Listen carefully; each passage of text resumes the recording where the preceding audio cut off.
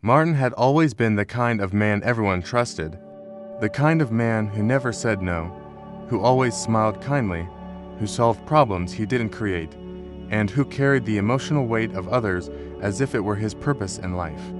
People loved him because he made life easier. People praised him because he never caused trouble. People admired him because he always appeared calm, patient, and gentle. But what no one knew was that behind the quiet exterior lived a man exhausted down to his bones, a man who had forgotten what his own voice sounded like, a man who believed that pleasing others was the only way to deserve love.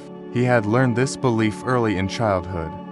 His father was strict, unpredictable, and impossible to satisfy. Martin remembered standing in the doorway as a child, holding up his drawings, hoping for one simple word of approval.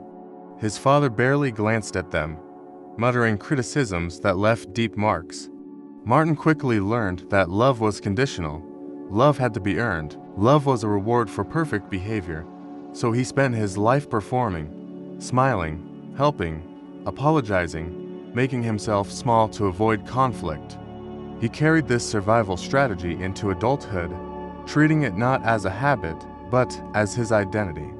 By the time he was 35, Martin was known as the man everyone called first. If someone needed money, he gave it. If someone needed help moving, he showed up.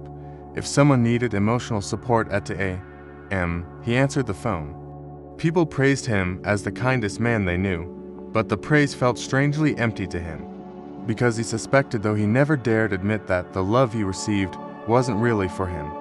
It was for the version of him that never said no. One quiet evening, after a long day of running errands for others, Martin sat alone on a park bench.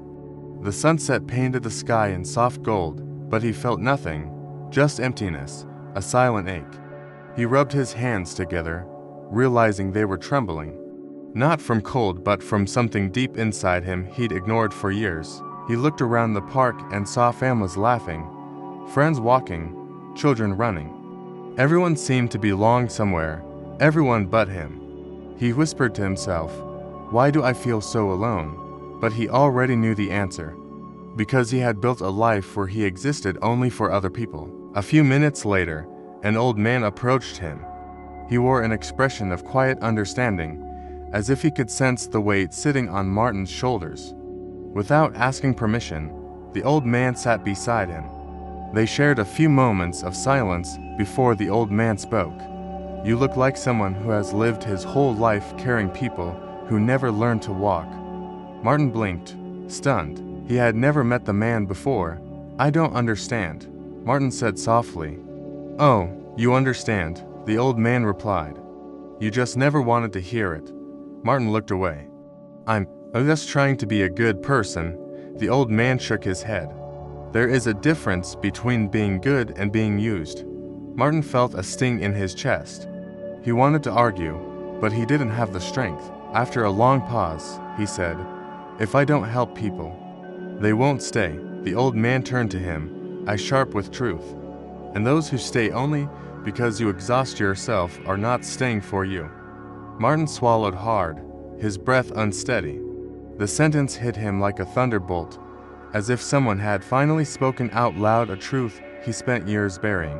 "You think kindness is your identity," the old man continued, "but it has become your prison." Martin lowered his head. Something inside him cracked open, something he had held tightly shut for most of his life. "I don't know who I am without giving myself away." The old man placed a gentle hand on his shoulder.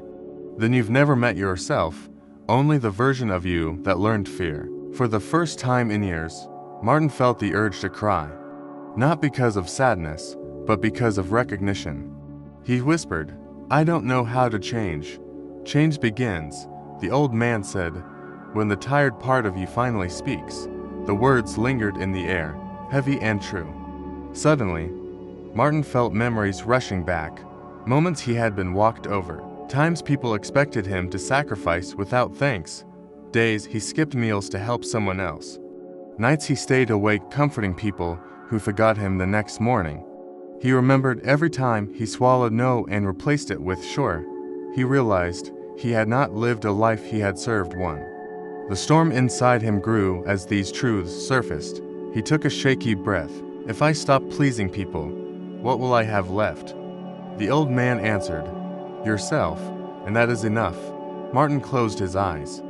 He had spent so many years trying to belong, trying to be chosen, trying to be approved. But now he felt something he had never felt before, his own presence, his own worth, his own voice, trembling but real. He whispered, I'm afraid. Good, the old man replied. Fear means you are finally standing in front of the door you were meant to walk through. When Martin opened his eyes again, the old man was already standing. He gave Martin one last look and said, remember this, real love never demands your self-destruction. Then he walked away. Martin remained on the bench, tears slipping down his face, not from weakness, but from awakening. The sentence that broke him was the one he needed his entire life. Those who stay only because you exhaust yourself are not staying for you. He let the words settle into his bones. He understood now that love built on sacrifice is not love, it is dependency.